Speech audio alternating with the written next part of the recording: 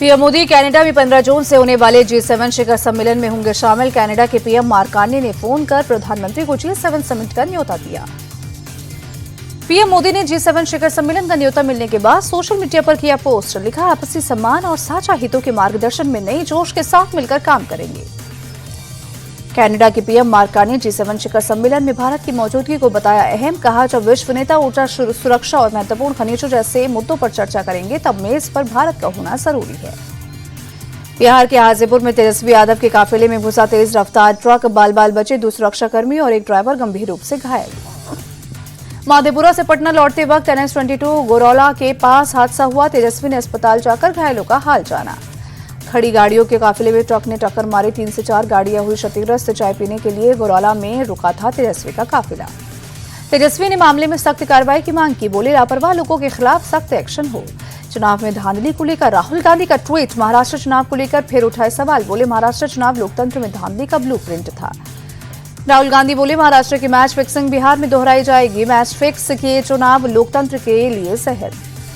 RJD और लालू परिवार से निष्कासित तेज प्रताप यादव का ट्वीट। बोले, सत्य के मार्ग पर चलने वाला व्यक्ति होता सदा विजय। राजा हरिश्चंद्र ने सत्य के मार्ग पर चलकर ही अपनी खोई हुई प्रतिष्ठा दोबारा हासिल की थी।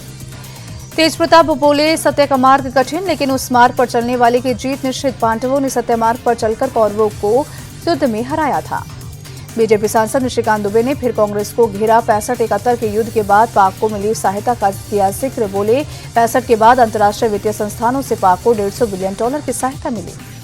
पहलगाम हमले के बाद IMF और ADB से पाक को सहायता मिलने पर कांग्रेस ने मोदी सरकार को घेरा था। निशिकांत बोले, ये समय पाक के खिलाफ एकजुट होने का। कांग्रेस अपनी पाकिस्तान परस्त भाषा बंद करे। उद्धव और राज ठाकरे के साथ आने की अटकलों के बीच मुंबई में लगे पोस्टर, दोनों भाइयों के साथ आने की मांग। उद्धव और राज ठाकरे के साथ आने के अटकलों पर सुप्रिया सुले बोली, अगर वो साथ आते हैं तो ये अच्छा है, हमारे लिए ये खुशी का पल होगा। संभल से सपा सांसद जियाउर रहमान वर्ग पर बिजली चोरी के मामले पर इलाहाबाद हाईकोर्ट का आदेश। 2 हफ्ते में 6 लाख रुपए जमा करने के दिए आदेश। वहीं बिजली विभाग से कहा, पैसा जमा कराने के बाद कनेक्शन जोड़े। कटरा से श्रीनगर के बीच वंदे भारत ट्रेन का कमर्शियल ट्रायल आज से शुरू। यात्रियों में दिखा उत्साह। कल पीएम मोदी ने ट्रेन को दिखाई दी हरी झंडी। अग्निवीरों पर यूपी की योगी सरकार मेहरबान। पुलिस कांस्टेबल और PAC की भर्ती में 20% आरक्षण देने का किया ऐलान। आयु सीमा में भी 3 साल की छूट। नोटिफिकेशन जारी। देश भर में बकरीद को लेकर अलर्ट। पूरे देश में सुरक्षा के कड़े इंतजाम। संवेदनशील जगहों पर भारी संख्या में पुलिस बल की तैनाती।